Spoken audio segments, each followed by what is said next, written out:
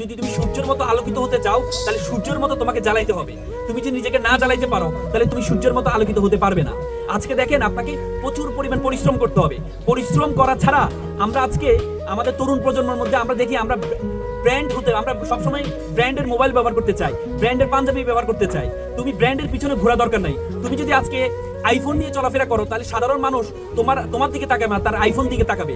কিন্তু Elon Musk সে সফল হয়েছে, সে যদি আজকে আইফোন নিয়ে চলাফেরা করে মানুষ তার আইফোনের দিকে তাকাবে না, মানুষ তাকাবে কোথায়? ইলন মাস্কের দিকে তাকাবে। তো সুতরাং তুমি ব্র্যান্ডের পিছনে না ঘুরে তুমি নিজে ব্র্যান্ড হও, তাহলে দেখবা যে হচ্ছে তুমি যে ব্র্যান্ডের পিছনে ঘুরছো সবাই তোমাকে সম্মানিত করবে।